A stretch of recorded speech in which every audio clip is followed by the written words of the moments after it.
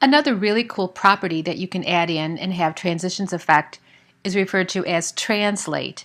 And all translate really means is movement. You're able to push a div tag any number of pixels or ems from the top to the bottom and to the left and the right. I'm going to be targeting this blue color ID'd div tag. We already have a hover turning it to green, but I'm also going to add that translate transform into the mix. Because I already have transitions applied to it, I have the base rules, so I can just go directly to the hover portion and add transform colon translate, and I will try to zoom up on here a little bit, get my semicolon in place.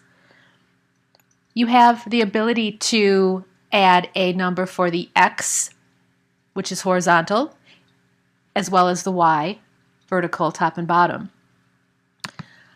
I'm going to choose 70 pixels by 70 pixels. So in theory, this should be moving 70 pixels to the right and 70 pixels down, so a diagonal movement.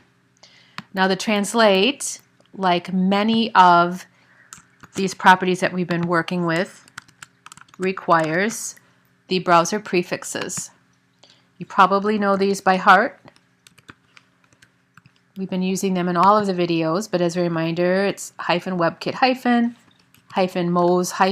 and -o-, and the regular unprefixed version. Let's see. Do a quick save. Do my necessary Dreamweaver moment. Refresh my page. Okay, so in addition to the hover turning the blue to green, I also have the effect of the movement, which is pretty cool. I'm going to take that effect of movement and also apply it to this orange opacity. And I want to set things up just a little bit differently. I want to show you kind of a cool thing that's happening.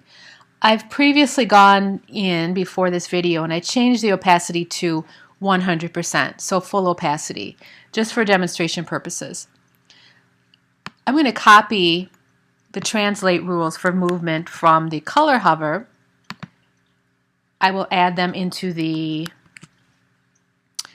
opacity hover, and I'm going to back those up a little bit. I'm going to go -70, -70. I'm not sure what should be faster, copying, pasting, or simply just typing these hyphens in place. And I realized that at some point I accidentally stripped out the transform properties out of the opacity. So I'm going to go, or the transition rather, so I'm going to copy those and paste those back in. So in theory, I should have the blue moving diagonally, and I should have the orange moving diagonally, but in the other direction. So let's see if I've achieved that.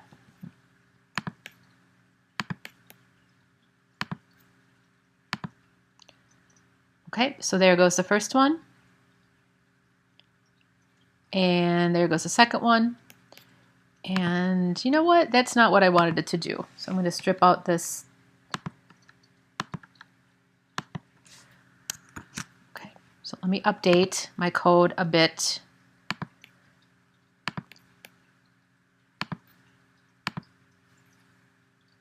Okay. What I want you to notice is that regardless of where this is, it always ends up on top. So in other words, you don't have to worry about the movement happening and the div tag sliding behind another one. So that's pretty cool. So movement's very easy. Again, the thing to remember is that it's triggered by the hover or on the active. It's not something that can just happen automatically unless you get some JavaScript involved.